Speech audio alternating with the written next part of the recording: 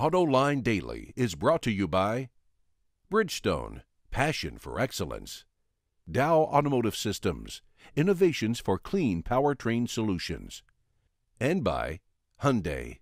Experience the 2011 Hyundai Sonata today at HyundaiSonata.com. This is Autoline Daily for Feb 4, 2011, and now the news. Oh no, this whole EV tax credit thing is getting out of control. The U.S. government is offering a $7,500 tax credit to anyone who buys an electric vehicle. So far, sales of EVs are pretty small. Chevy sold about 647 Volts so far. Nissan has sold 106 Leafs. And yet, the Associated Press reports that 13,000 taxpayers have filed for the EV credit, some of them applying it to a Hyundai Sonata, a Dodge Durango, and even a Hummer H3. But wait, it gets worse.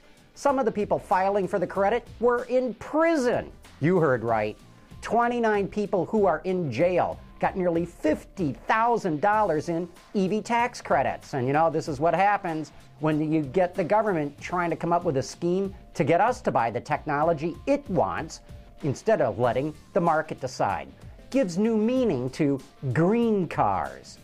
So what about alternative biofuels? Whatever happened to cellulosic ethanol that doesn't have to be made from food crops? A company called Novozymes, based in Denmark, says the global market for cellulosic ethanol will really start to take off in 2013. Cellulosic ethanol made from plant waste is already underway in the United States, but in very small volume. This year, the U.S. will produce 13.8 billion gallons of corn ethanol, but only 6.6 million gallons of cellulosic ethanol. Right now, the U.S. is literally awash in ethanol, which is why the EPA wants to raise the blend rate in gasoline to E15. Cellulosic ethanol, which costs more than corn ethanol, at least for right now, is having a hard time breaking into the market. Many automakers are turning to more advanced technology to get better fuel economy, but one automaker says that's not necessary. According to Wards, Honda is avoiding technology like direct injection and turbocharged engines because it says it can get the same results or better with less expensive parts. John Mendel, the executive VP of American Honda, points out that the new Odyssey minivan gets best-in-class fuel economy without direct injection or a dual-clutch transmission. Of course, I'd point out no other minivan uses that technology either. As far as hybrids go, Mendel doesn't believe customers will buy them because of their higher cost. He says it'll take higher gasoline prices to get people to buy hybrids. Really? Honda saying this? Sounds more like GM from the mid-1990s than from Honda in 2011. And maybe gas prices are going to go up a lot higher for consumers to warm up to hybrids. Mike Jackson, the CEO of AutoNation, tells Bloomberg that gas prices will need to go a lot higher than they were in 2008 before people start buying more fuel-efficient vehicles. The freak-out number, as he calls it, will be around $4.50 a gallon before we see a shift in consumer behavior. He points out that the price of gasoline has gone up as much as 60 cents over the last 3 months, and there hasn't been any change in what consumers are buying. In fact, as we pointed out yesterday, small cars and hybrids lost market share last month. Okay, back to Honda again. The last sporty car it offered was the high-revving S2000, which was canned back in 2009. And let's not kid ourselves, the CRZ is no replacement. But it's refreshing to hear the situation is about to change. Seems that a race car the company built for Japan's Super GT series will be the basis for a new mass-market sports car called the HSV 010 GT.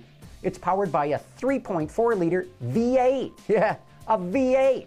And it kicks out at least 500 horsepower. No production plans or prices have been released, but if you've been waiting for a reborn NSX, this could be your ticket. And in case you needed another reason to like diesels, Wards reports that Carnegie Mellon University conducted a study that found that buyers in the U.S. can recoup the additional cost in as little as 18 months. Even though diesel-powered vehicles are more expensive than their gasoline counterparts, the extra fuel economy cuts the cost of ownership. And Diesel cars have higher residual values. But you know, the study misses one important point. Automakers are eating the cost of diesel emission controls in the U.S., so consumers may get a payback, but automakers are footing part of the bill. Coming up next, we're going to take you in to see a part of the Detroit Auto Show you've never seen before. Introducing Bridgestone's third generation of run-flat tires with groundbreaking new Bridgestone technologies. Bridgestone run-flat tires offer improved ride comfort, lower rolling resistance, and improved wear while giving you the peace of mind and comfort you need. The organizers of the Detroit Auto Show did something pretty interesting.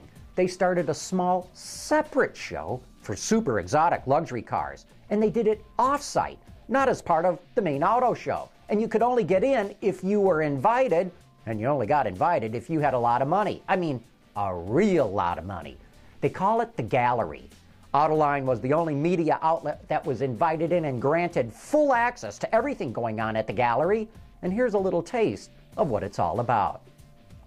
Baron, tell us a little bit about the event. What gave you guys the idea of putting on something like this? I don't know that any other auto show in the world does something like this. Well, we wanted to create an experience for the ultra luxuries because, you know, the business case of coming to a show is not often that positive. So what we need to do is give them a smaller venue.